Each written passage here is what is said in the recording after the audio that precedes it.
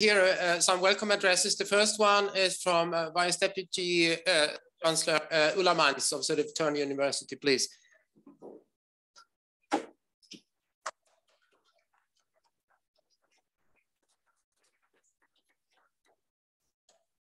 So good morning to you all, and I'm so happy that the sun is shining and we are finally meeting on site. I'm Ulla, I'm Deputy Vice Chancellor here at Södertörn, and it's a great pleasure to be able to say a few words. I won't be long though, but on behalf of Södertörn University, and my main message is just, it's such a great pleasure to welcome you all to this international conference on critical Romani studies.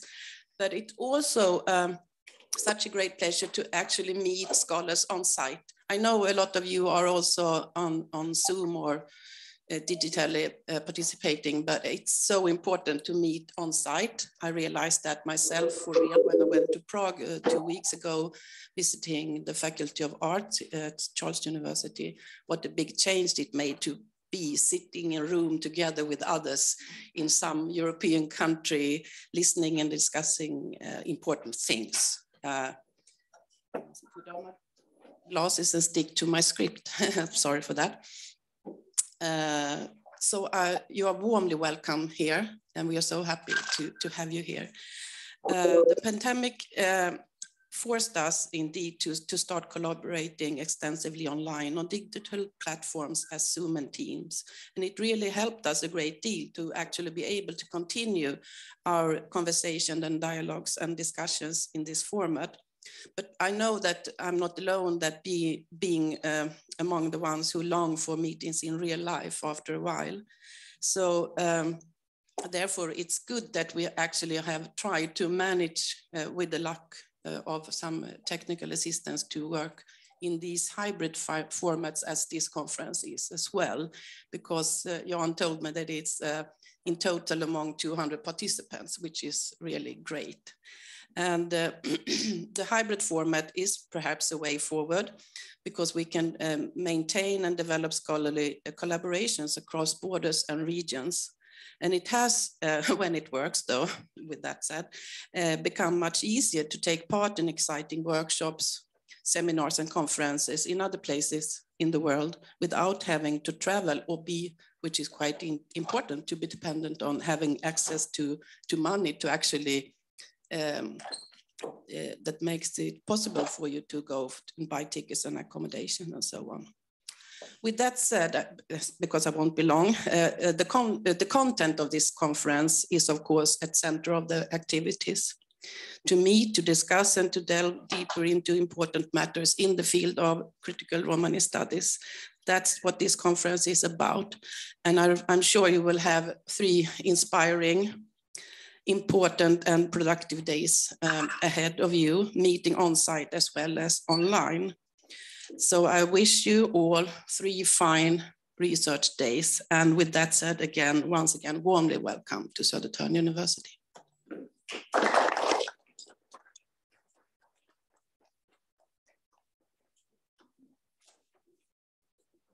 Books.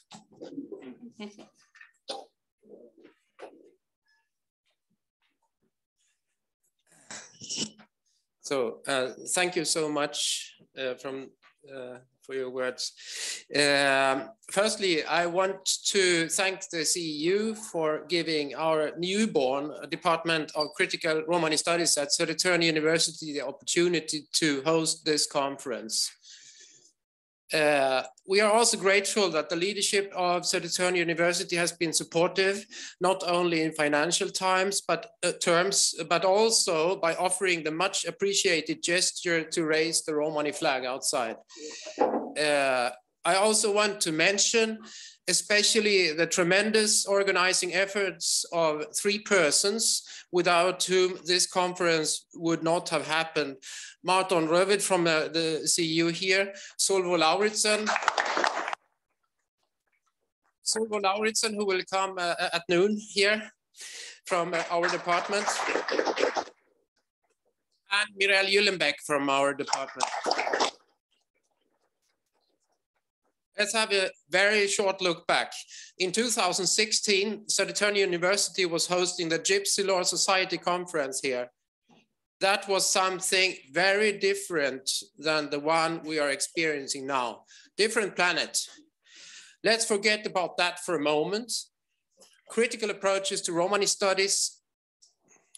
Being critical doesn't just mean to describe things in a critical way. It means to contribute to the fight for equality, which means changing things. Of course, some people fear they would lose privileges and for this reason don't like the critical approach. That is why the critical approach is sometimes controversial in academia and also outside in society. It is, of course, political. There is a saying that the revolution will not be televised, but this conference is also online. So we are many more than in this room. Altogether, we are more than 200 people for this conference. On behalf of the department, I wish you all a productive and an inspiring conference. Thank you.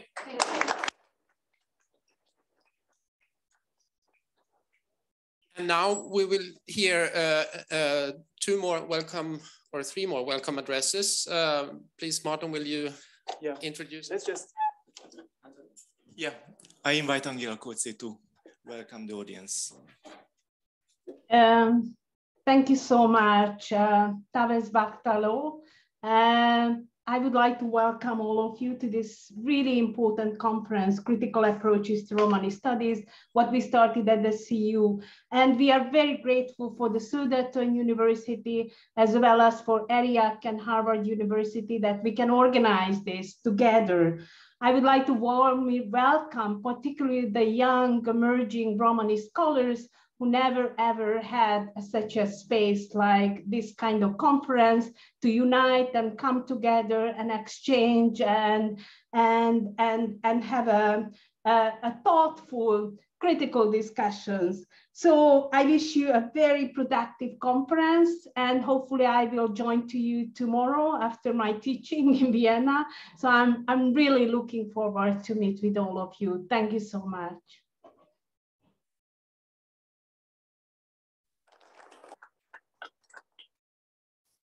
We would like to invite Timea Junghaus from the European Roma Institute for Arts and Culture. Thank you, Marton, and thank you for passing the word. I am speaking on behalf of the European Roma Institute for Arts and Culture. It's a privilege to be a co-organizing partner. ERIAC is based in Berlin and Belgrade. We are founded by the Council of Europe, the Open Society Foundations, and the Alliance for the European Roma Institute, a Roma-led initiative in order to create this institute in 2017. ERIAC since 2017 had the privilege to support and participate in the organization of the Critical Romani Studies Conference series. And ERIAC management participated in this year's conference's conceptualization and supporting the cultural programming. I need to mention Anna Mirka Krusanitska, who could not sit here today to speak about our contribution because she's on maternity leave. And I also need to mention the contribution of ERIAC membership since 2017 to the scholarly discourse, to the conference series, and even today we have members contributing to the panels of the conference. Back in 2017, we had 57 members, and today the ERIAC membership is 223 members active in 4 sections: arts and culture, Holocaust and commemoration, media, and most importantly, the academic discourse. The academic section who shapes the academic discourse. We have a cross-versal section, which is the section for shaping the transnational language and creating the transnational language book of Romanes. And we also have a cooperation with Södertörn University for the following language initiative components.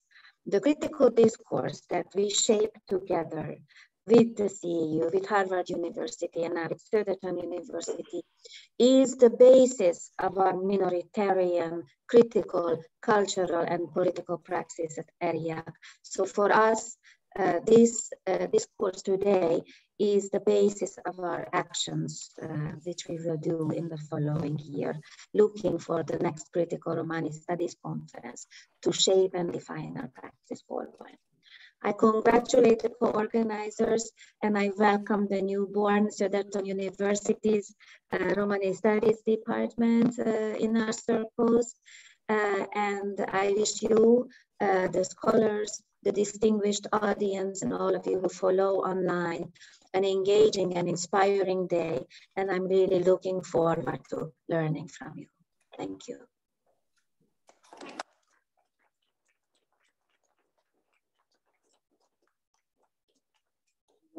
Margareta Matache as well to say a few words. Yeah.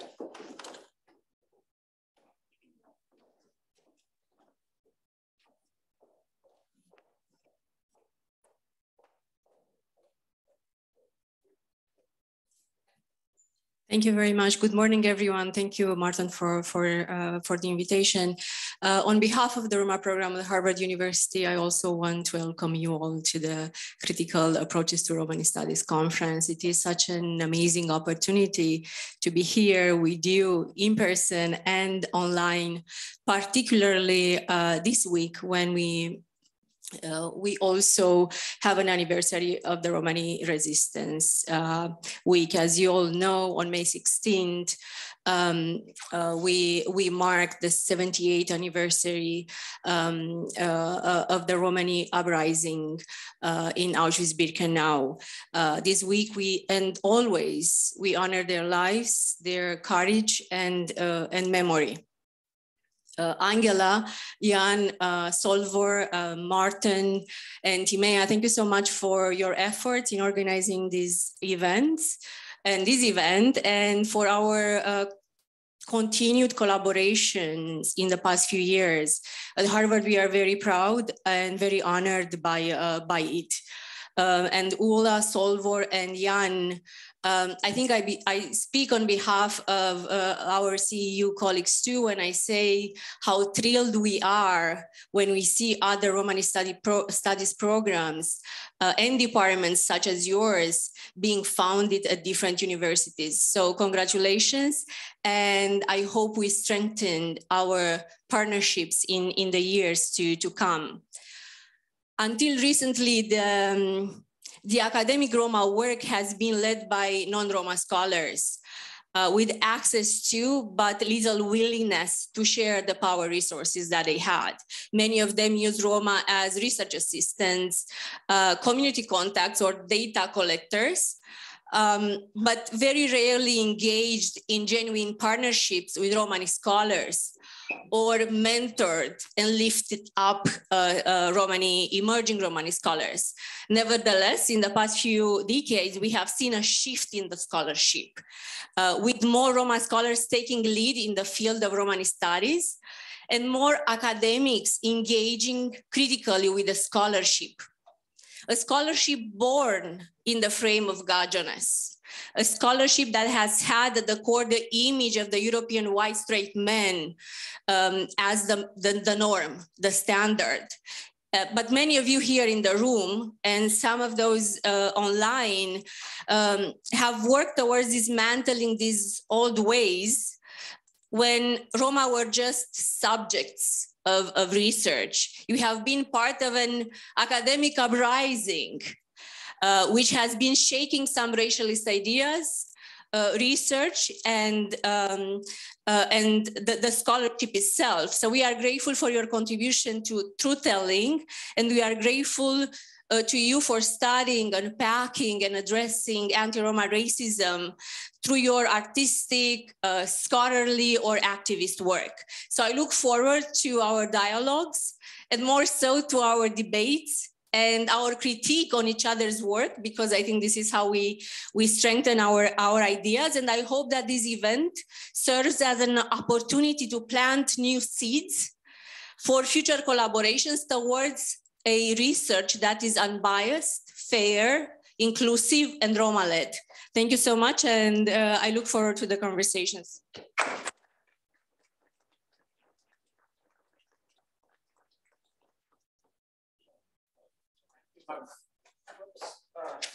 Thank you, Magda.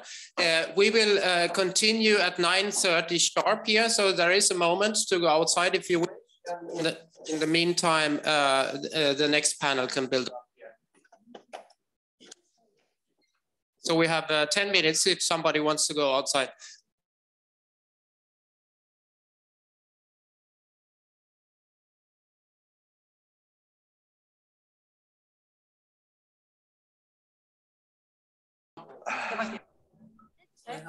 Okay, bra. Okay. Can everybody hear me? Yes, I think so. Yes. Good. And welcome. Welcome, everybody. It's very nice to see you all here at the Södertörn University.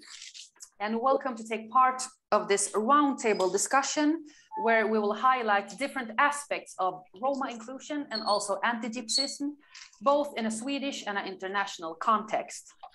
We will do this together with five prominent Roma activists from Sweden, who all of them have been involved in the issue for the Roma rights and also in the field of improving the living conditions for Roma, both here in Sweden, but also abroad. My name is Mirelle Gyllenbäck, and I will be the moderator for this roundtable discussion. And as a Roma person and as a Roma woman in particular, I'm very proud of being part of this important conference. And I'm also very proud to be a colleague to lector and to researcher Jan Selling, and also to lector Solvor Mjölberg Lauritsen.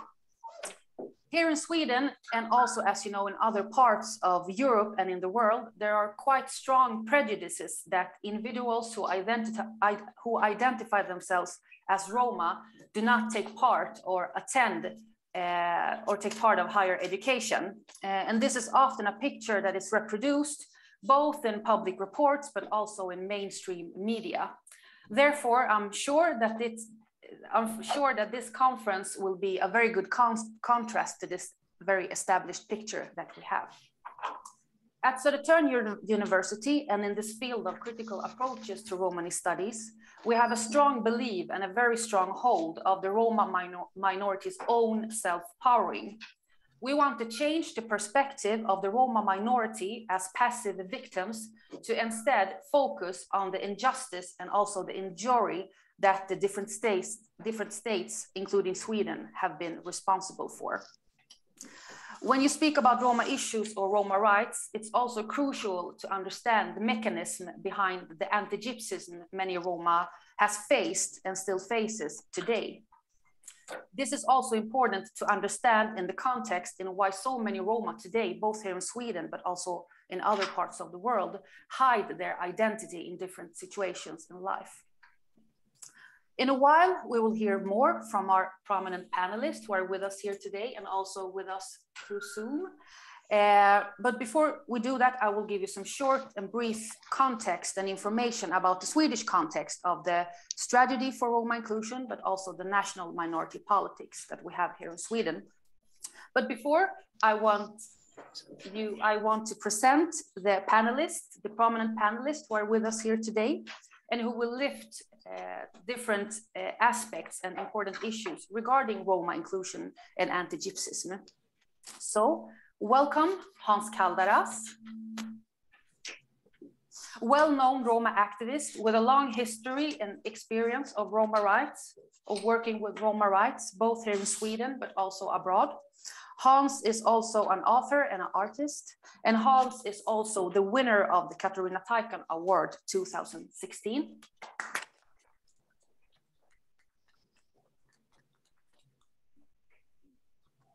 Hans will speak more about the situation of the most vulnerable ones in Sweden, coming from countries as Romania and Bulgaria, which includes poor conditions as rough sleeping, etc.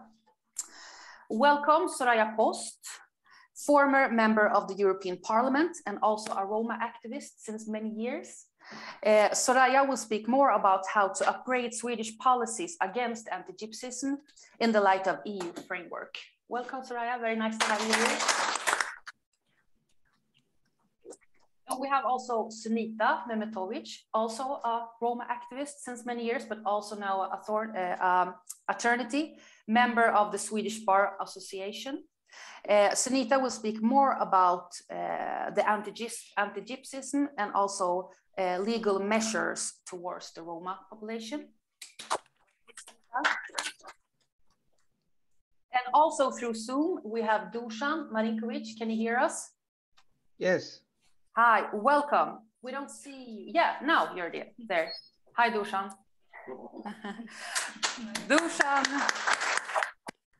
Dusan is a reporter at the daily newspaper here in Sweden called Sydsvenskan, and Dusan will speak more about the Roma Holocaust. And also we have Maria Bogeblad there. Former development manager at the Romano Center in West in Gothenburg, and also deeply involved in Roma in the field of Roma rights. And you are also a member of the Roma reference group at the Ministry of Culture. And you will speak more about the importance of working with Roma inclusion on a local level, not only national level, but it's also important to work on a local level.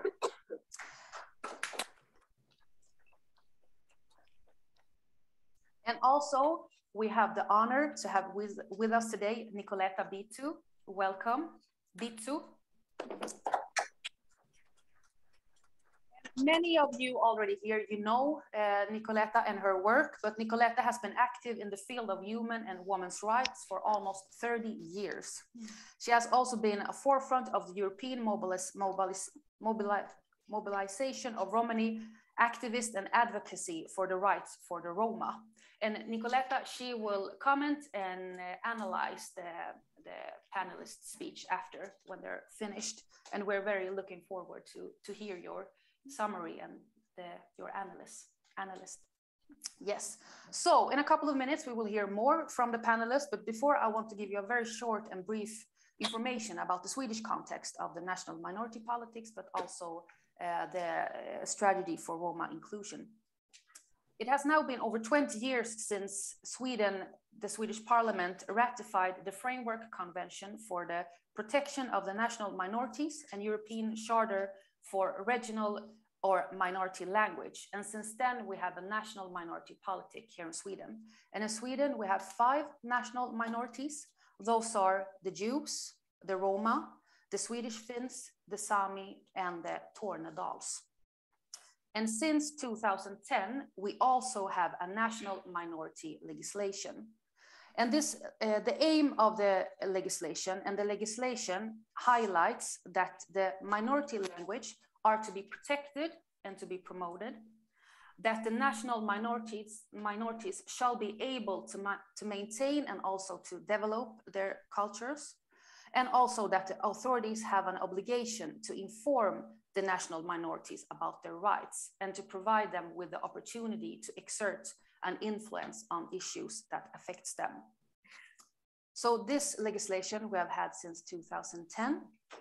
And as a strengthening of the minority politics, we have also the strategy for Roma inclusion. And in February 2012, and it's now 10 years now, Sweden, a coordinated long-term strategy for Roma inclusion between 2012 to 2032 was adopted by the Swedish government. The 20-year strategy should be seen as a strengthening of the minority politic that applies to the 5 national minorities here in Sweden.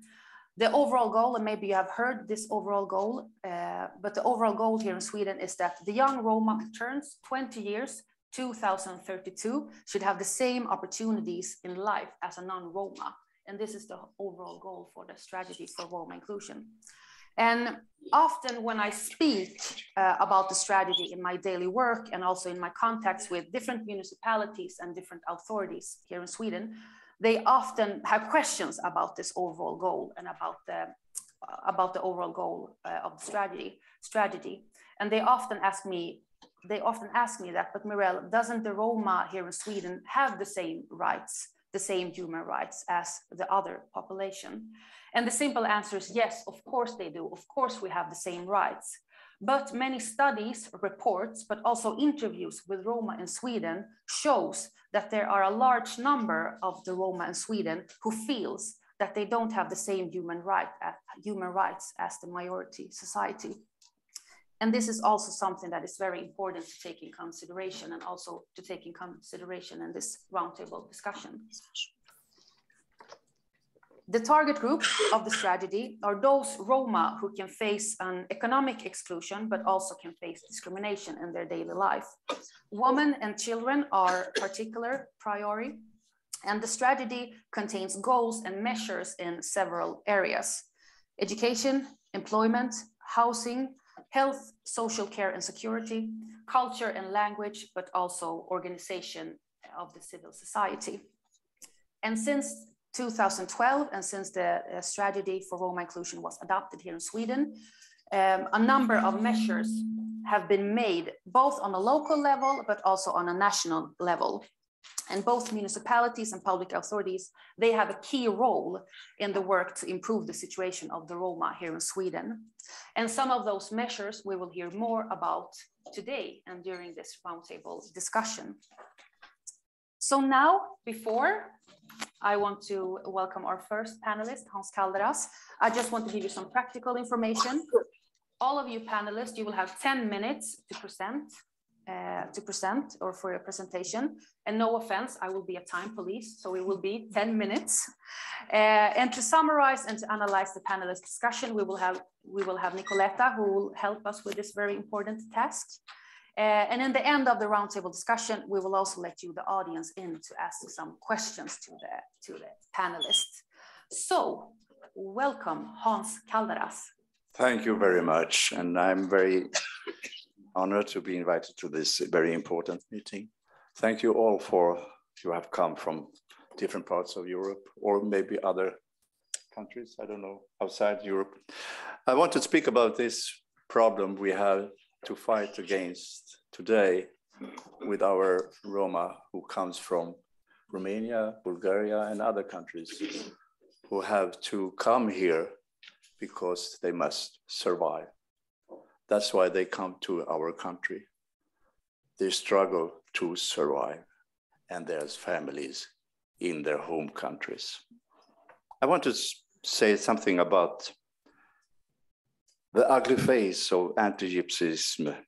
Does not even take break during wars, like during the ongoing atrocities in Ukraine. It is present where you least expect it. It is constant threat that many Roma have to live with. There are countries in EU where Roma are victims of prejudice and racist politicians who neglect their appalling living conditions and needs. So I would like to take this opportunity to give a voice to a father of three from Romania, who is illiterate. He sits outside my neighborhood's shop asking for a penny to send home to his family, and faces anti-gypsyism every day. I quote, "For me, there is no future. It didn't even exist when I was born. That's why I'm going to sit here as long as I need to, so that my children don't have the same health as me. Poverty and misery hurt. People's indifference and malice hurt. But what hurts the most is the dehumanization of me.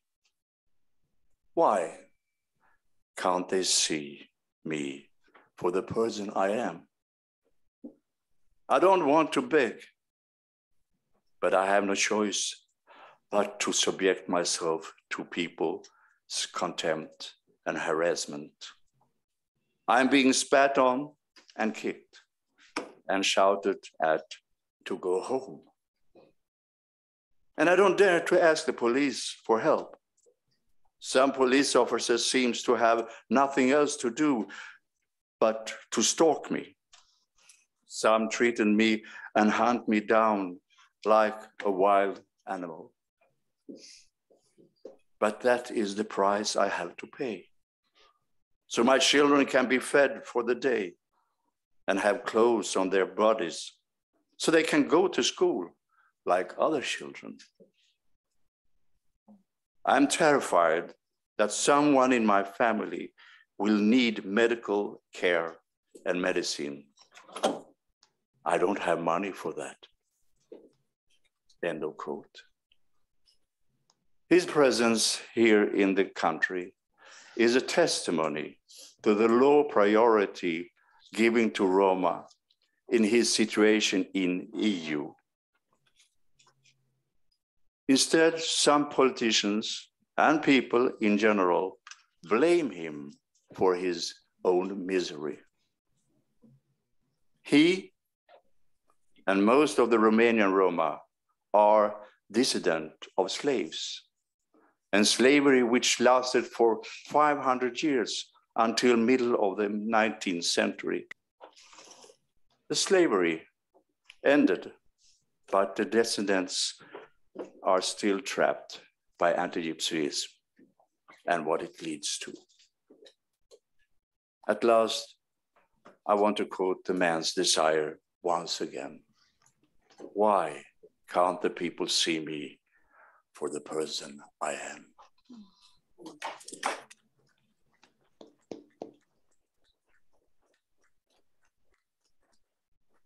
Thank you, Hans. Thank you for sharing this, and thank you also for sharing and highlighting the situation of one of the most vulnerable persons and groups that we have here in Sweden. Thank you so much, and thank you for also giving those persons a voice here in this audience. Thank you. Thank you. Now I want to welcome you, Soraya Post. Welcome. Thank you very much. Very strong intervention, Hans. It really opened up our hearts, and I think we need that too in these kinds of conferences.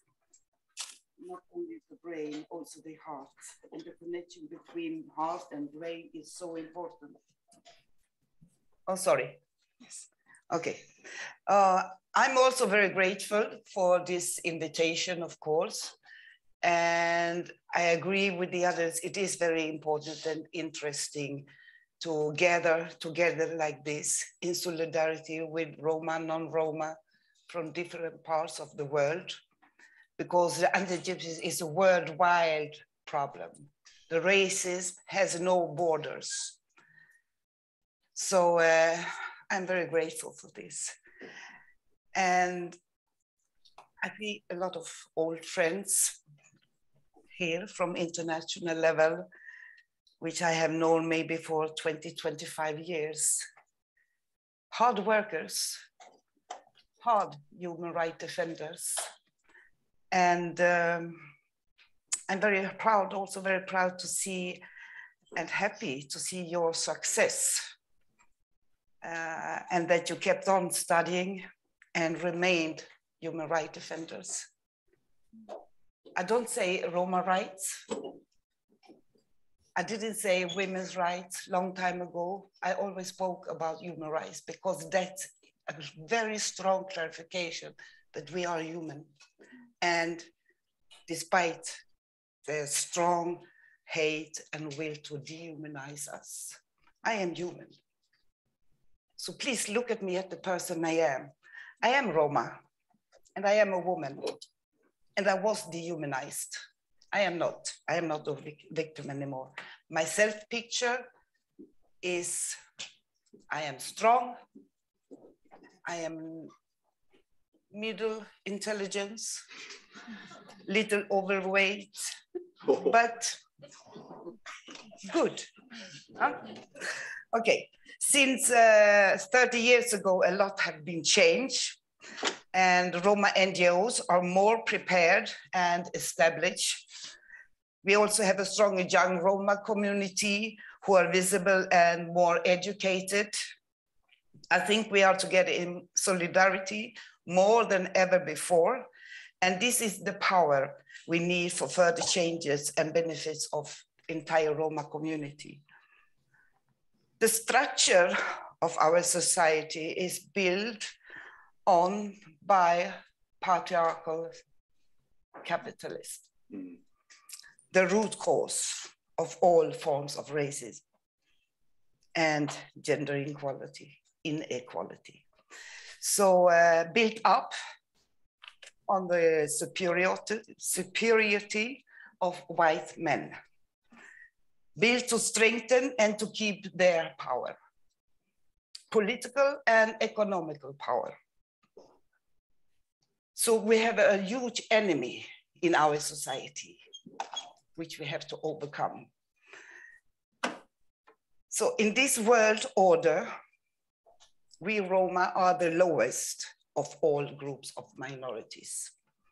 Maybe indigenous people, people of color, disabled people, LGBTQIA, and we are all described as weak and vulnerable.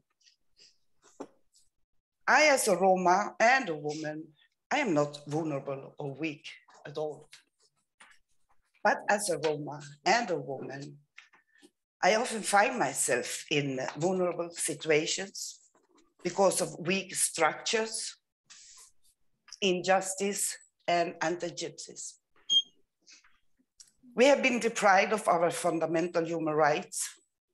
We have been enslaved, disowned, persecuted, exterminated, dehumanized for centuries in Europe. Anti-gypsyism is the belief that Roma are inferior, capable of less, having no prospect or will to catch up with the non-Roma, that we are unfit to be good citizens of the countries we are born and have been living in for centuries. And anti-gypsyism is also the actions built on this belief. Roma are denied their human rights and live in many parts of Europe under a form of apartheid. Europe is and have always been a very, very xenophobic continent. Europe has to deal with its dark history. I don't think I need to speak about how anti-gypsies look in practice, really. You are all very well aware of how bleak the life of the most Roma people in Europe is and how limited their life prospects are. The situation and living conditions of Roma shows the failure of EU as a project, which should be founded on the values of respect for human dignity, freedom, democracy, equality, rule of law, and respect for human rights, including the rights of persons belonging to minorities. There are data showing that for centuries there has been and still is persistent and structural anti-gypsyism at levels of the European society. It also shows that both member states and EU programs and funds are discriminatory, since they do not take into account the challenges and the realities of most of the Roma as citizens of Europe. Therefore, they do not close the gap between the Roma and the non-Roma. The data also shows about Roma people's access to education, employment, health and housing, justice and fair policing. They're being victims of discriminatory birth registration, hate speech, and hate crimes, all reveal that member state governments have not taken their human rights responsibilities seriously. The lack of political will and policymakers' incompetence is a huge problem fighting anti-gypsies. Recognition, trust, and reconciliation are for me some key words for fighting and to end up anti-gypsies. 1 minute.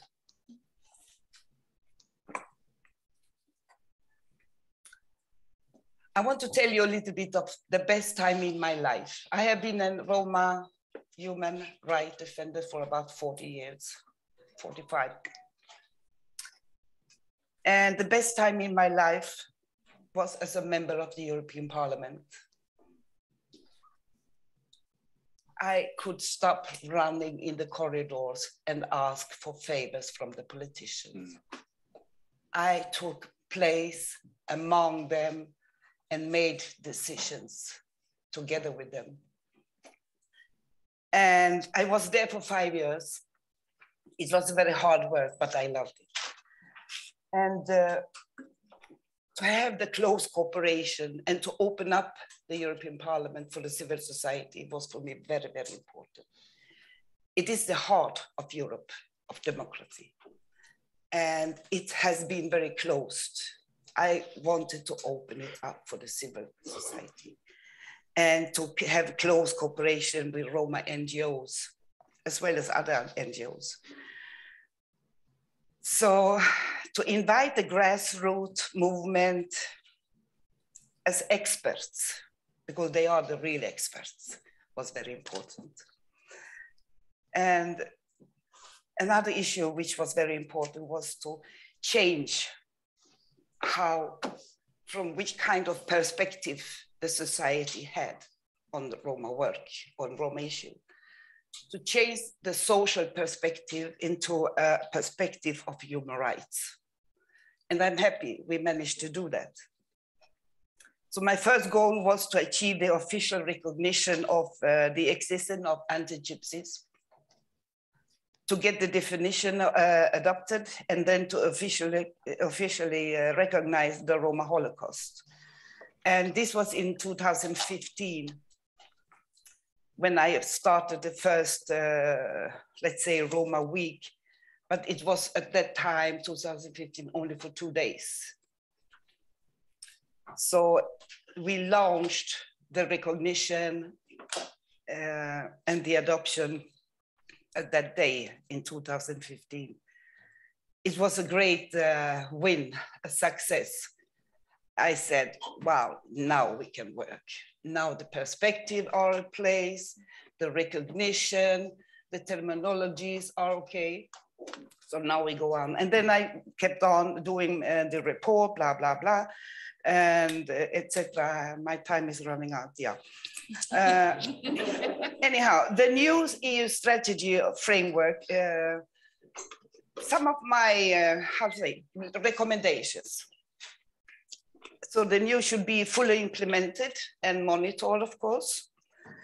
Policy measures against anti-gypsies must be multidimensional and grounded in scientific knowledge, which presupposes funding, of course, and structural conditions for independent and academic knowledge production at national as well as European level. All forms of anti-gypsies must be condemned by judiciaries, parliaments, other political bodies, and public inquiries. A clear condemnation and sanctioning of anti-Roma hate speeches and crimes, of course. The setting up truth and reconciliations commissions at national as well as European level. Another thing I did was that put work to the Court of Auditors, because I think it's very important. The Court of Auditors to check the performance of EU programs. So a robust monitoring of EU programs, because as very often we are blamed from right wings that there are so much money spent on us and nothing happened. And in the fact, a lot of money is targeted, but it doesn't go where it should go. So the Court of Auditors had to do their work. A civil society monitoring and reporting call concerning hate speech and hate crimes. The establishment of an institution for Roma issues at national level in every member state run by Roma with an earmarked budget. Earmarked budget also for strengthening the Roma civil society. So what we need is a strong social and civil rights movement. We need to cooperate. And we have seen now, I have experienced it not very recently, because of the Russian aggression towards Ukraine, I have seen Roma organizations, individuals from most of our member states taking part to help, support, deliver, to find shelter together with Roma organizations in Ukraine. So without specific fundings, actually. And they are superheroes, really superheroes. So we have to try to stop the ignorance towards our people. For me, it is enough, really enough. And of course, you all know that hate has been taught out. I am prepared, together with you, to teach them, all of them, love, respect, and peace. I love you all. God bless you.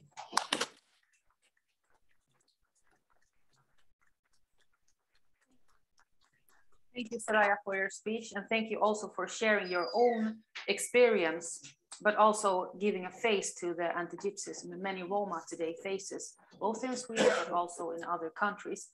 And thank you also, Soraya, for lifting the importance of speaking and highlighting that Roma rights are human rights and nothing else, period. And I also want to a special thank you also to Soraya for all the work you have done for the Roma issue on an EU level. So yeah, thank you.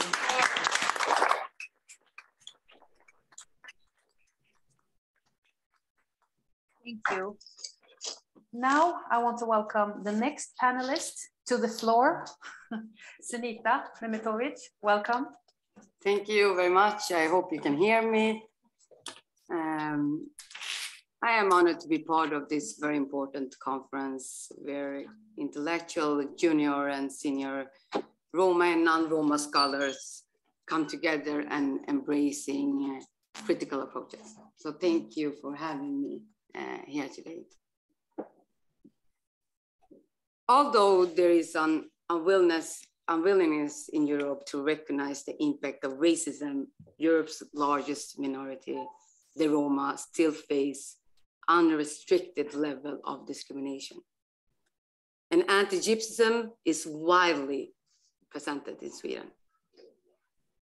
The anti-gypsyism that the Romani people experience can be found in areas such as employment, health, education, hate crimes, and the adoption of anti-begging measures.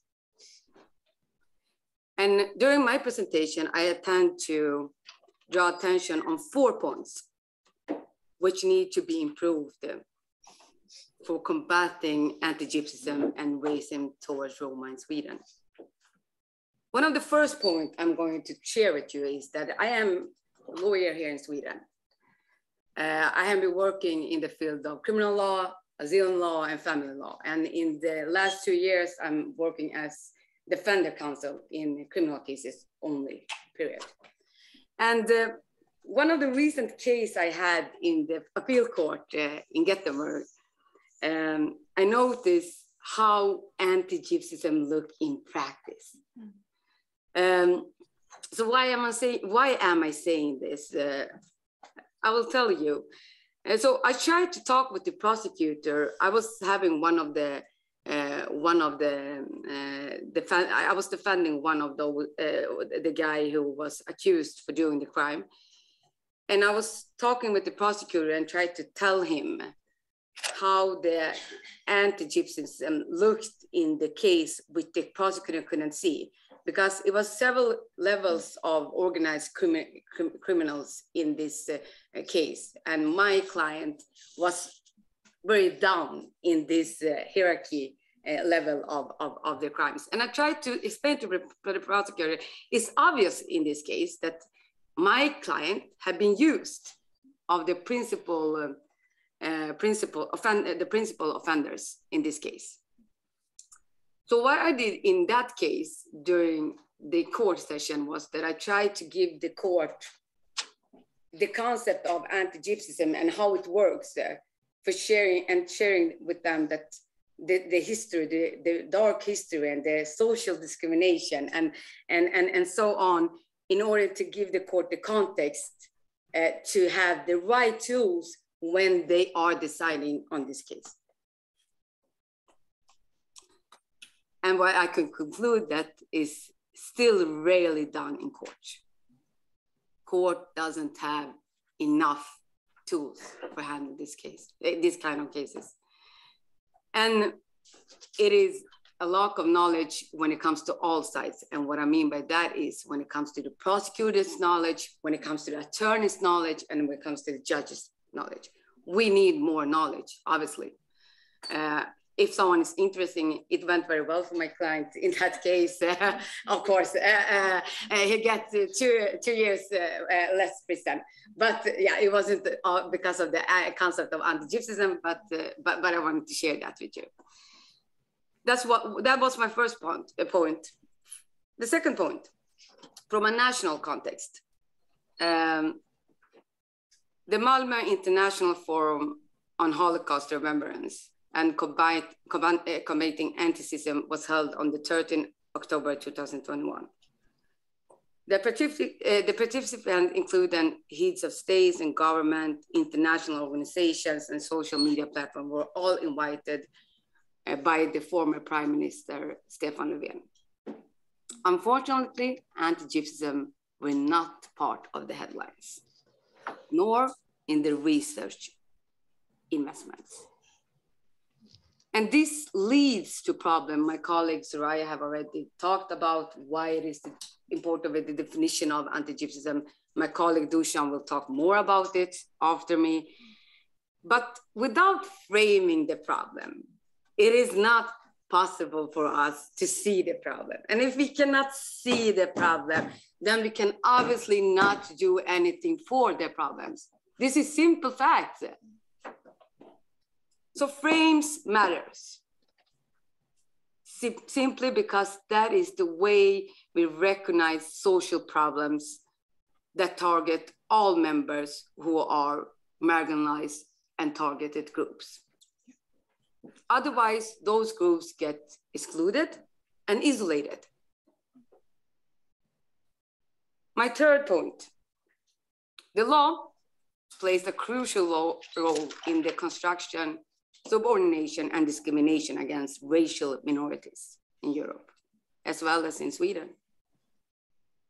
Combating hate crime, which is the field that I am particularly interested in, need to be improved in Sweden.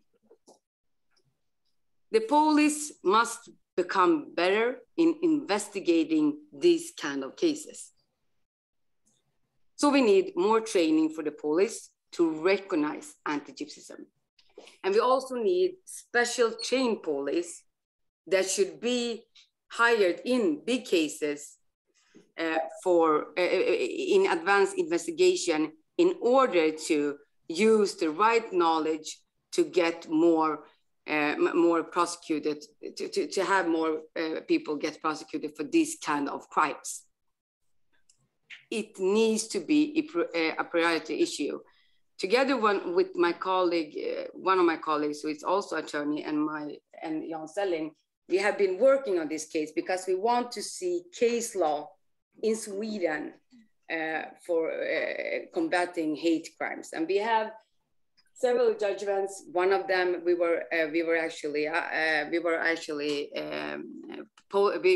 put a police report on one famous actor here in Sweden who, in his social platforms,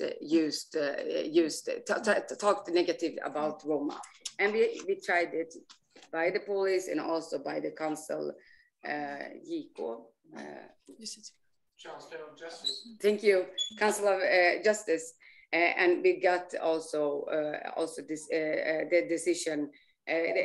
Unfortunately, they said that Article 10, the freedom of expression, is very strong, which many of you knows here. But for us, the most important with that case was to show that we want to build case laws, and we see we have two other cases in Sweden where the court have actually said that this is a hate crime against Roma people.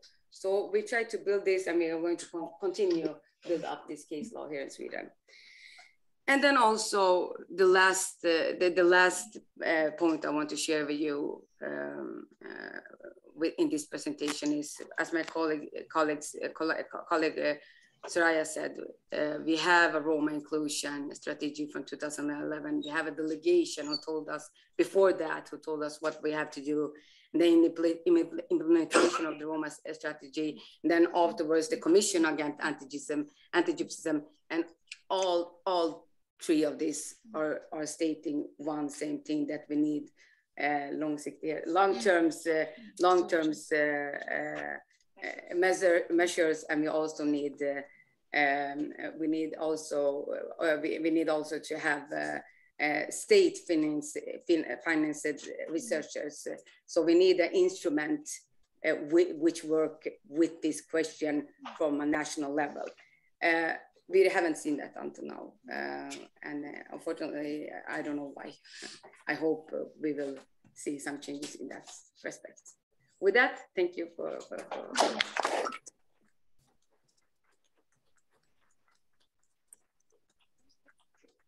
Thank you, Sunita, for sharing your thoughts on how to combat anti-Gypsyism in Sweden, and also thank you for showing how the ugly face of anti-Gypsyism is present in all levels in the society, and also for the last thing that you mentioned, that there's the importance of a long-term measures in the work in this field, and also for Roma inclusion in Sweden. So thank you for highlighting those issues. Thank you, Sunita. So now, Dusan, welcome to speak. Thank you. Can you hear me? Yes, we hear you. Yes. Hello, everyone. Thank you for having me. When it comes to the Holocaust, I have written several articles, and I have also, with others, had meetings with ministers in Sweden that are responsible for the issue. But what I have found out is that, for example, some time ago, this was in 2020, when I worked for SVT, the Swedish state television. We conducted a study with 100 children from the age of 13 to 16. They had questions that they were supposed to answer about the Holocaust, and they had approximately 10 seconds to answer them. And what we found out in that study is that they have very good knowledge about the Holocaust, these children that were a part of the study. They knew, for example, approximately how many Jews were murdered. They knew that the Holocaust started in 1939 and not when the war began. They also knew that that most of the victims of the Holocaust were murdered in Auschwitz. That was the biggest death camp. But they had very little knowledge about Roma victims. They only knew that only 34% of the participants in the study knew that also Roma were killed in the Holocaust. Only 10% knew that there is a Roma Holocaust Remembrance Day. Of course, this is new. The 2nd August is a new resolution in the EU, in the AU, much thanks to Soraya Post. But what we concluded from this study is that there is very little knowledge amongst children. And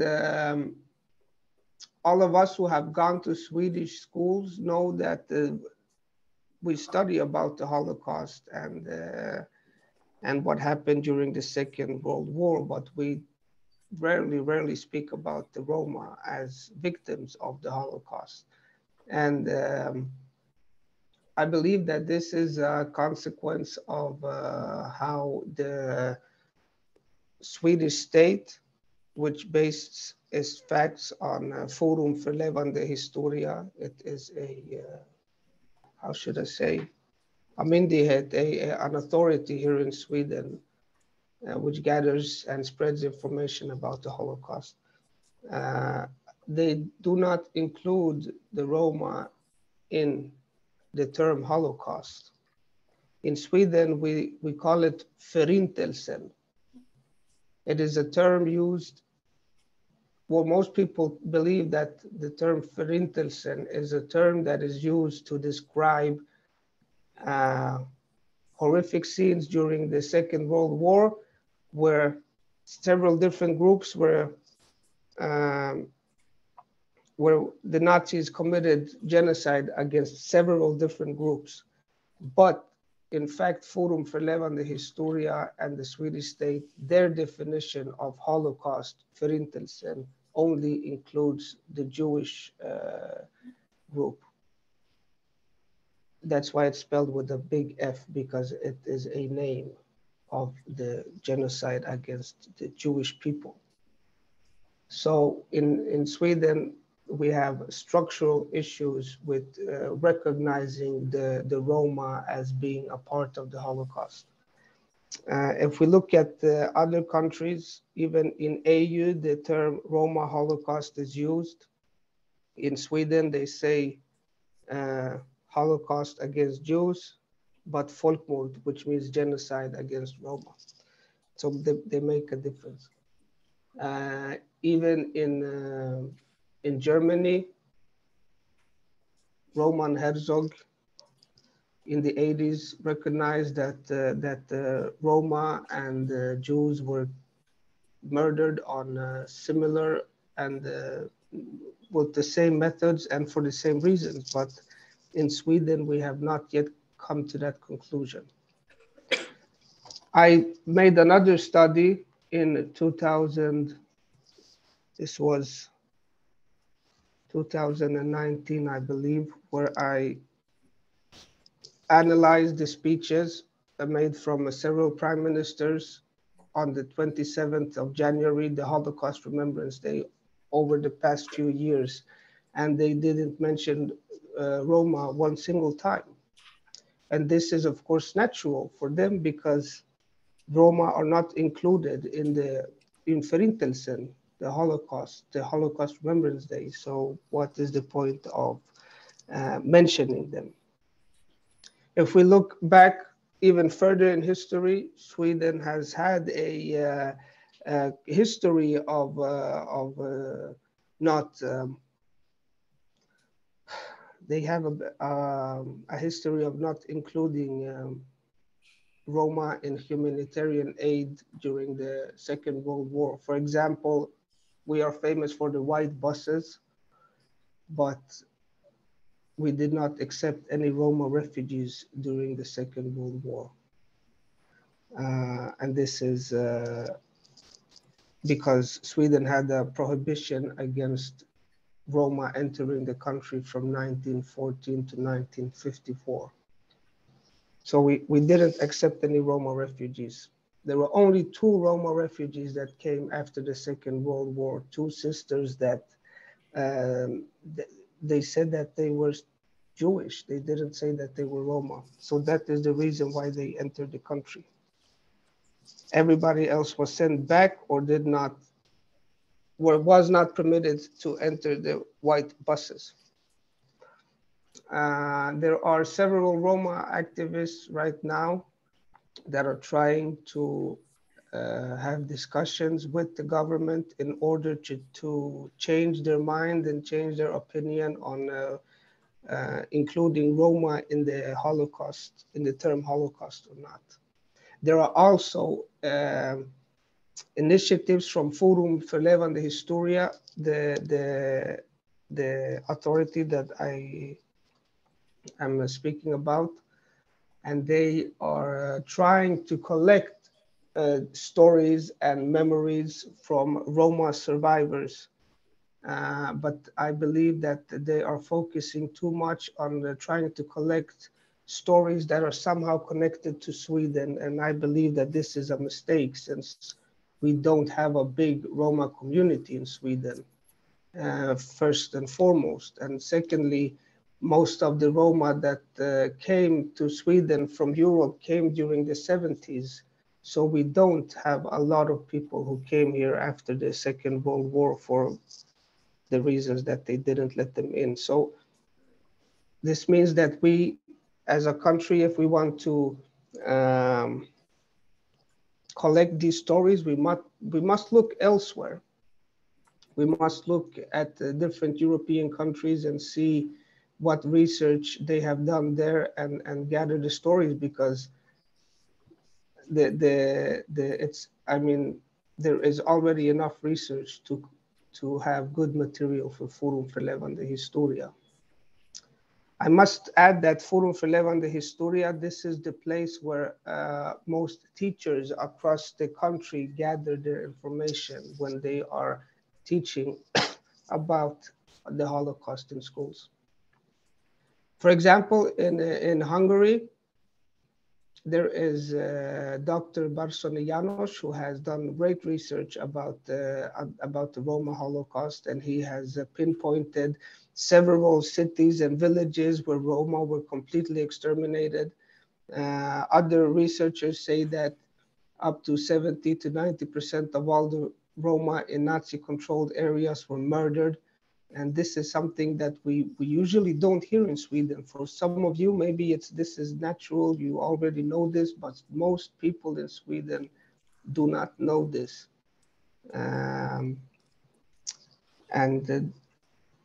Well, yeah, when I did another study where I spoke to people that are, this was for Forum för levande historia. They wanted to come in contact with Roma people who have experience of the Holocaust. And unfortunately, we asked 20-something families, and 3 of them did not want to be a part of the interview. 4 of these families said that they don't remember enough to give us something that was worth using, and 5 of the families said that they do have memories. They do know that their family was a part of the Holocaust, but they don't remember anything at all. And this is, as I said earlier, the reason for this is that most of the Roma came during the 70s, and most of our survivors are all dead now. So we are a bit late. I'm sorry for jumping to different talking points here. I was invited to the seminar 2 days ago because somebody else said that they couldn't come. And also, I am much smarter when I speak Swedish. I want to add that. Mirelle, do you have any questions for me? No, not questions, but I just want to thank you for highlighting the importance of including the Roma and the Roma victims when you speak about the Holocaust. And also, as you mentioned during your presentation, the knowledge of the Roma perspective and the Holocaust is very small. And so thank you for sharing this this important work that you're doing in this field, and also to raise the awareness of these issues in different parts of society. Yes, thank you. I have to add another thing, that when speaking to Roma survivors and their children about this issue, one thing that they are highlighting is that they see that non-Roma are still owning the narrative, the framework of how this story is told and presented. It is not, the Roma are not included in this. The institutions have their own framework and they have their own narrative which they want to present, but they are not so inclusive of the Roma activists. And in Sweden, like I mentioned earlier, Forum för levande historia, they are very focused right now on highlighting the Roma from Sweden, and they are even speaking about having, as a part of the whole highlighting the Holocaust, they're even speaking about interviewing Roma which lived in Sweden that have no connection to the Holocaust whatsoever, and ask them, how did you feel during the Second World War? And this is completely out of focus of what the people think that should be highlighted. Thank you, Dusan. Yes.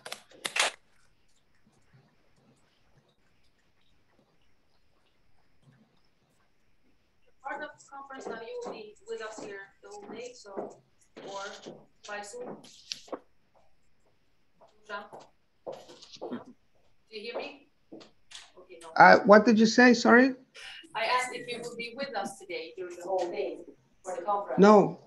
No. No, I have to go back to work. Okay. I'm so sorry. Thank you. Thank you, Dusan, for attending during this roundtable discussion. Thank you.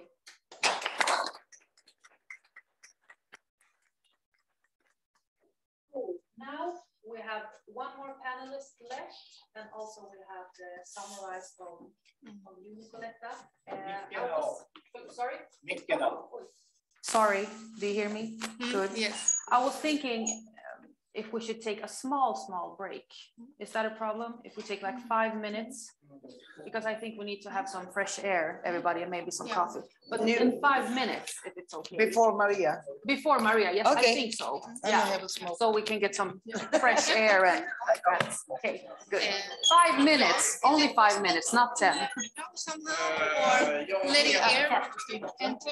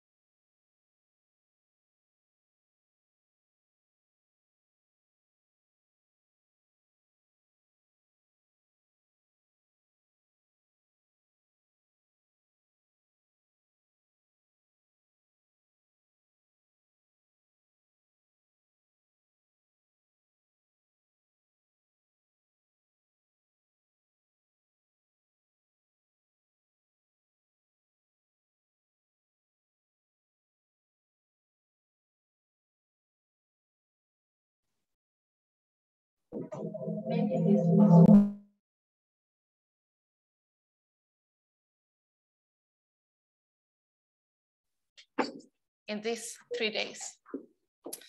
Long-term and sustainable. That's one of the most important things that we also heard here before. We need to include others, and that's the main goal that you're going to hear me saying today. In order to be successful in Roma inclusion general or in minority work, you need to improve everyone and everyone's saying. It's important that everyone has a say, both men, women, and children, and that you can also see in the strategy. I believe that the focus has not only been on these 3 categories, but in many cases, the voices have been focused on those shouted out the loudest, and those also reaches the farthest.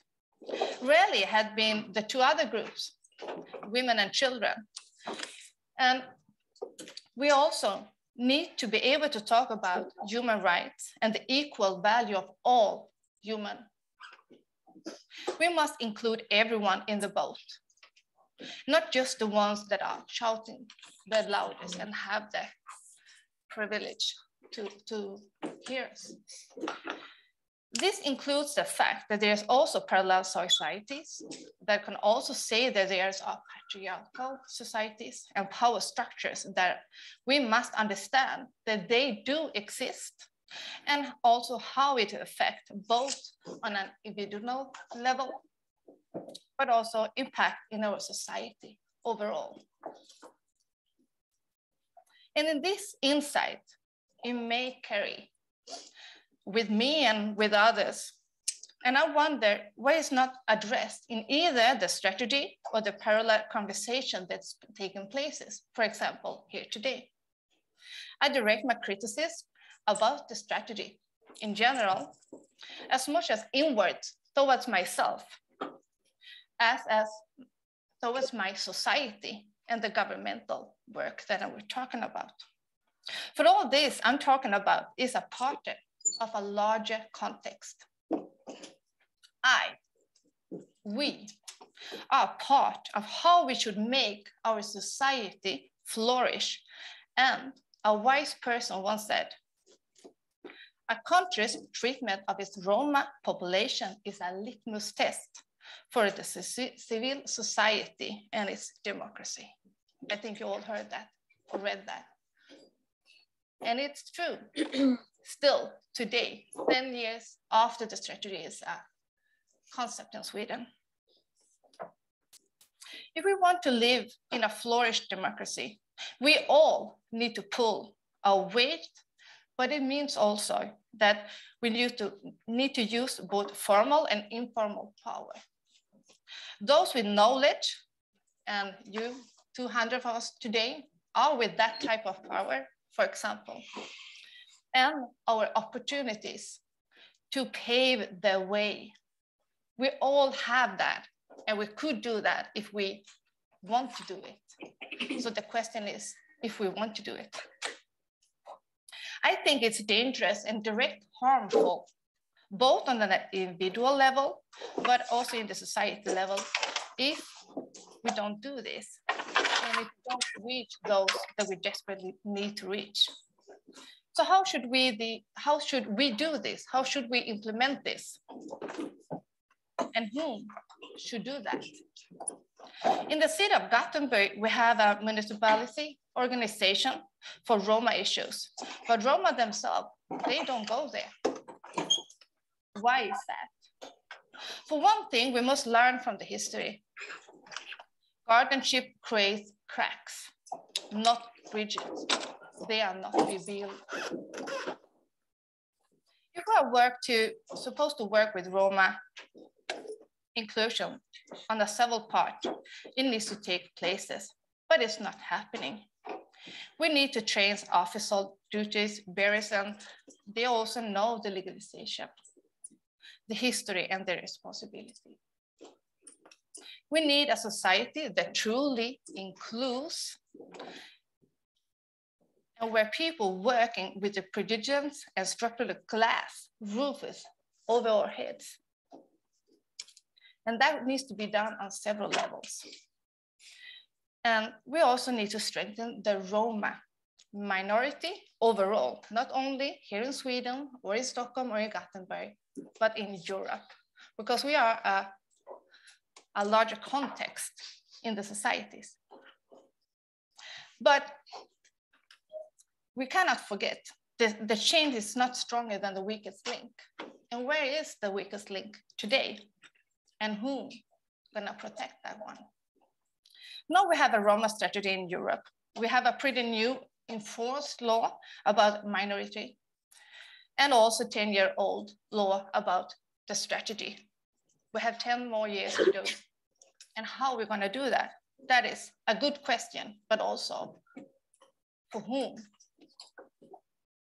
But in my work in Gothenburg City, in a government-funded organization, where people struggling, not being able to get the basic help, and they needed and facing discrimination. We were talking about the most exposed human being facing both discrimination and exclusion and anti-gypsyism and within the society. And the government and the official workings within the structures as well. And we weren't able to help them. I weren't able to help them. And how could that be? A government-funded organization that is not working for all human rights? I would say prejudice.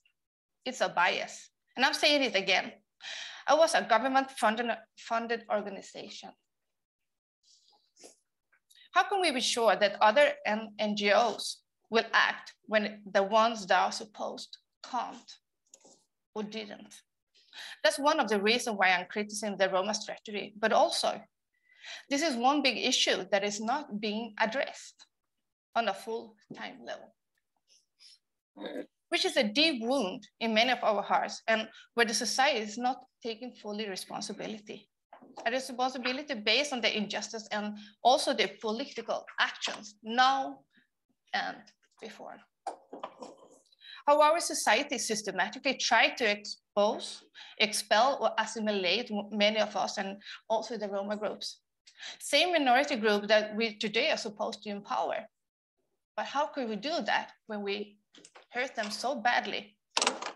As a matter of fact, they are victims among us and other things, structurally anti-gypsyism, structurally genocide and persecution, and victims of the Holocaust that we don't really see in the society, not here, of course. How can one believe today without a truth commission or a reconciliation process or what's been wrong, treated about us, or forgotten, or forgiven? And how could wounds be healed if we don't talk about this? Why isn't this a more central part of the strategy of the Roma inclusion and the work in general, both in Europe and in Sweden? One participant at the reference group at the Ministry of Culture, one of the most important question we are talking about in reality. No, Nina, you are with me there. We are talking about this is how should we make the inclusion work? Because it doesn't today. We see that, every one of us sitting here seeing that. We can find a solution to make the Roma strategy fulfill its purpose, and we don't. We can't do it alone. We need to be unified like we are here today. Still, now, 10 years later, we are not getting a final answer on that question, and we've been working a long time. How could Swedish Roma not be discriminated in Sweden is the question we can't find a solution for. For example, Solveig Lauritzen or Jan Selling has a blog, and they were written about the bridge building concept that Södertörn is one part of. And the conclusion of that should be widely spread here, but also out in the society. They write, it's a problematic that bridge builders are described as and educated to mediate or build bridges between culture. Bear in mind, we are not only one culture, we are Swedish culture, we belong here. They don't say so. I continue. Rather, then, these individuals should be throughout schooled in empowered analysis, including classes and races, and work as advocates for Roma and other minorities to have their rights fulfilled. To have their rights fulfilled. How are we going to do that? We can do that because we have the power to do it, but not everyone, and we need to make that work and how to be so. So what can we do to make this happen? We are more than 200 participants here. I'm sorry. What knowledge and power do we have together? Let us all collaborate knowledge to empower the Roma people and to empower the Roma people from within. We are inside the groups and we can spread this like waves on the water. We can make the way for the empowerment from the Roma people. But the strategy are focused on social initiatives, but also in real empowerment and strengthen actions for the people. There will be status quo until the Roma people are strong, self-determined, and also empowered from within and able to act in justice, discrimination, and violation of human rights. Therefore, there's a question that affects us all as a part of this society, where we need to work in different levels and in different approaches. We also need to work towards those who want to maintain the patriarchal society and structures and power structures. How we do that and who is the first in line to take action to make a change. Thank you, Maria.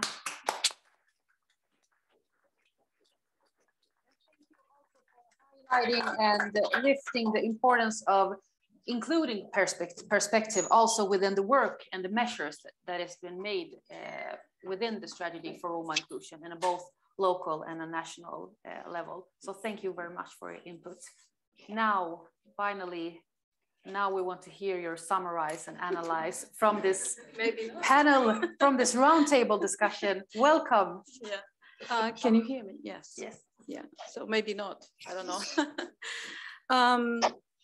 As I hold the power microphone, I have decided to share this power with my colleague Natalie from Ukraine and to give a voice to the Ukraine situation and in respect and solidarity with the situation that our people are confronted with these days, and the situation in which anti-gypsyism doesn't stop to be manifested even in the most tragic moments of the humanity.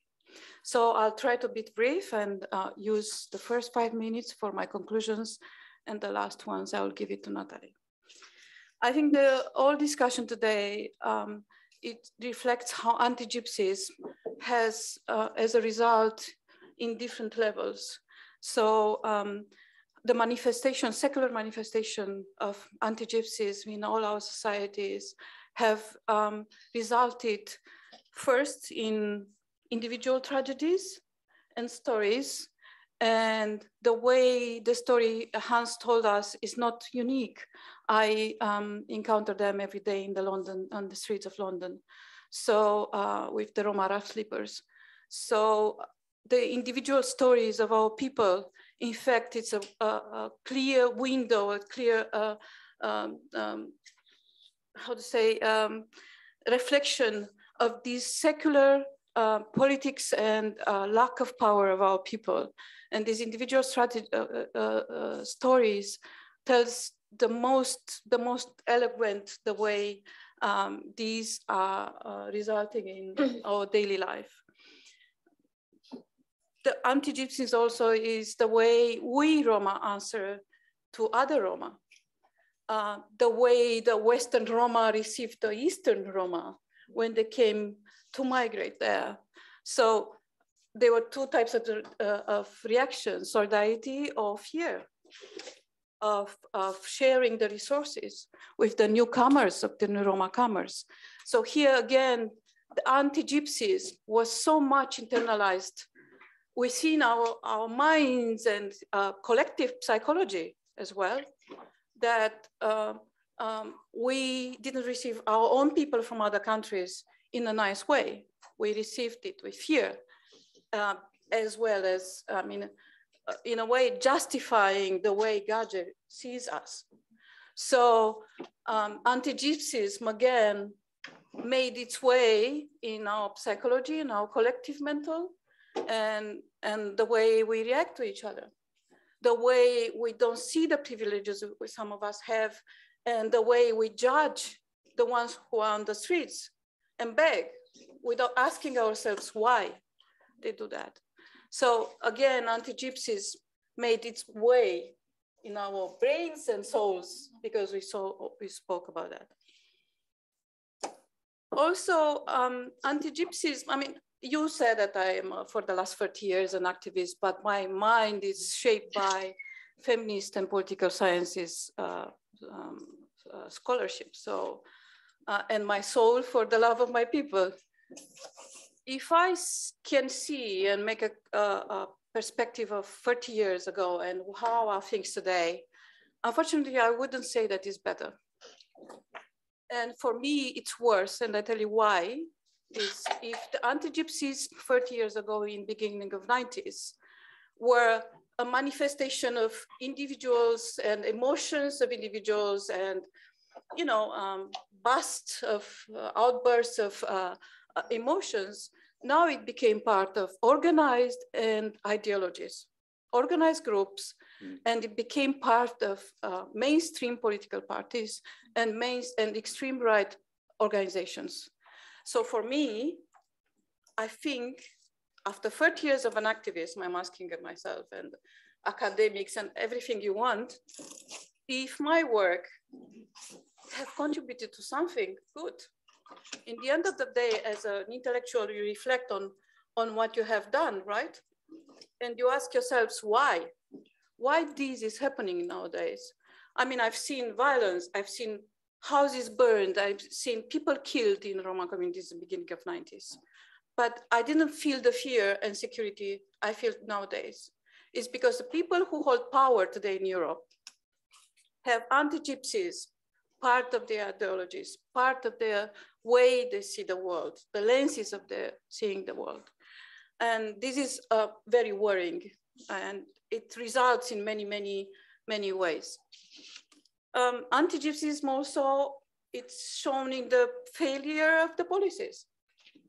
I mean, how we can have successful policies when it comes to Roma at EU or national level, when these policies were not made out of political will, real political will. These policies were adopted either because some of the countries of the European Union had to become part of the European Union, and they were part of the political criteria for accession. So they had to like tick the box. So these policies didn't come from the political class will to contribute to the better of our societies or our countries, including for Roma. So they're a little bit imposed, as they say. They told us what to do. So how they cannot be successful. And how these political policies can be successful when they were done out of fear. Western countries, they did it because immigration of Roma, not because they love us, because they saw us on the streets every day. So I'm sorry to say, but again, I'm not sorry, by the way, sorry. But how can these policies can be successful when they were done out of fear? Fear and not used to see us in everyday life on Western countries. They used to see like us separate in wagons or in isolated communities in the name of cultural autonomy. So these policies cannot be successful. How these policies can be successful when we moved in two different speeds. One speed was adopting the policies, and another speed was the mobilization of our people. So we are like behind in this. And as a feminist and political science scholar, I see I analyze the world around me from a power relationship perspective. You cannot ask a people like Roma people to become power, to have power overnight, even the power of mobilization, even the power of self-organizing, when we never had the power. We never had the real power in our world. The only power we hold is the power of resilience and surviving. Different strategies, we can talk about them, but the only power we have is the power of the resilience and resistance and surviving. We don't have another power. So how these policies can be successful? No, no way. So my question is now, what is the priority? The priority is to, organize our people and to get them access to power. Which kind of power, again, is another discussion, and how we get it and the strategies, but that's another different discussion. But for me, now the priority is that our people access power and have the power of mobilization, self-mobilization, power of solidarity, power influencing other people. The anti-gypsyism also, it's very, very, very well manifested in the way the reparations, historical reparations for our people are done. So we heard today about Holocaust. Of course, later on we'll find out about slavery in Romania. So how can we get the recognition without power? Come on, that's really, without being a powerless people across the history and across the world, who the hell you think it cares about us? We don't pose a power problem. We don't pose a risk to any state in this world. We don't pose a bilateral problem of international relationships. So why the hell they should recognize that they killed us? without power, why they do it? Do they have a reason to do that? I don't think so. So again, anti-Gypsyism is so deep in this that nobody cares in the end of the day. And it's also reflecting on me, myself as an activist for the last 40 years. Of course, we didn't focus on reparations.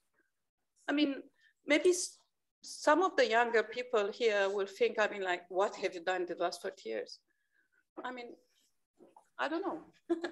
But in the beginning of 90s, we are so busy to run around and to defend the daily human rights violations of our people that we didn't have enough time and enough resources, and we are not enough people to also concentrate on reparations on Holocaust. So we are so busy to deal with the daily racism and anti-Gypsyism for our people that we never thought about like Holocaust. I mean, Holocaust was so far away in those days. Now, let's see that we are more people around and more diverse in professions and interests, so we can have time to also reflect on that. And the last one, I will say that about the fact that I had a lot of fights with some of non-Roma scholars within the universities along the years. And as a feminist, as a Roma activist, and as a feminist scholar, I will kind of ask the right to be emotional and to be subjective today. Thank you.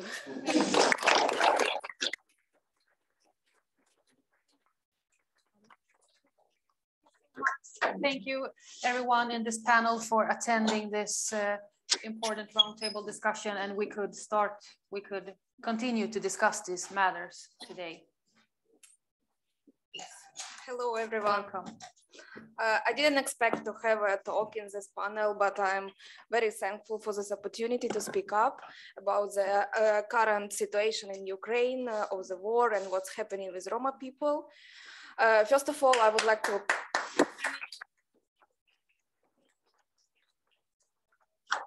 First of all, I wanted to give you a bit of my background and where I'm coming from. So I'm from central part of Ukraine. I came abroad with part of my family, sister-in-law and niece when the war started on the 10th day of the war.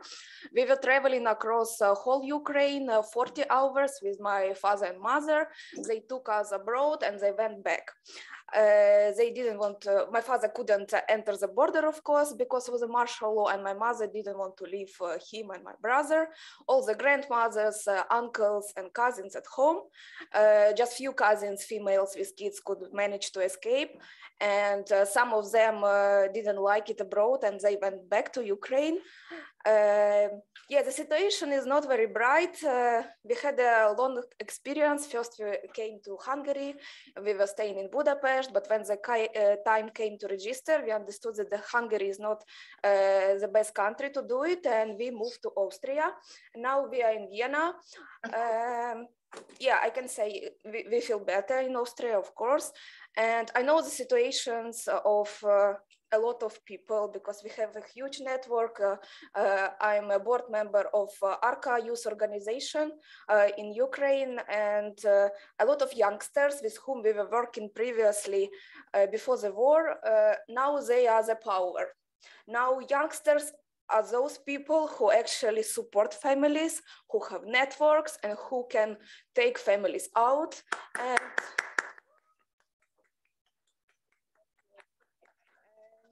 but even these youngsters, of course, they face with anti-Gypsyism out of the country. I'm not talking inside of the country. We all know the situation with Roma in Ukraine have never been simple. And being working with ERC on the projects with fighting with digital anti-Gypsyism, I was analyzing with my team the situation, how people comment in social media on Roma, and we saw a lot of hate and anti-gypsyism, of course, but the situation when the war happened started to be worse. Of course, in every historical moments when war crisis happens, Roma suffer the most, and we can see what's happening now inside of the country. A lot of people from the east move to the central part, and from central part move to the west because they think it's safer. But there is no safe place in Ukraine anymore, even western part of Ukraine being bombed. And I have friends everywhere, relatives everywhere. I know it from a background, like not from news. And I can tell you that Roma people, even though there is this myth that they are nomads and they love to travel, no, they not. They are very attached to the lands. They don't want to go abroad. They don't want to leave their beloved ones. And for everyone to separate, it's a big issue. I can see an example of my family when my sister-in-law, she was never abroad. And she's been a very traditional Roma woman, and separation with the husband, being here with child alone, it's a big lose. Yes, and that's the situation of all Roma. They don't feel themselves to be refugees because they feel themselves to be on some protection status, and they dream to come back to Ukraine. Almost majority don't want to stay here abroad. Most of people want to come back. Those who don't have anything at home, for them it's a good opportunity to go abroad, of course. But we know that on neighboring countries, there are a lot of anti-gypsyism going on. How people are treated on the borders when they have visible features of Roma identity. Color of skin, they talk Romanes, they are mostly in groups living because people are afraid to live alone, especially when it's women. We know that a lot of women already were taken to human traffic, a lot of children disappeared. There are a lot of people in Western Ukraine without passports. They are just disappearing. No one knows where they are, and no one will know where. We are trying to work on this. There are a lot of projects going on to monitor the situation, but I can see we can monitor what's happening abroad, but we cannot monitor what's going inside. And the situation both is not very bright. Yeah, and I'm grateful for this opportunity to speak up about these issues with you, because you are the power who can take these issues to the higher governmental institutions and impact on them. Thank you.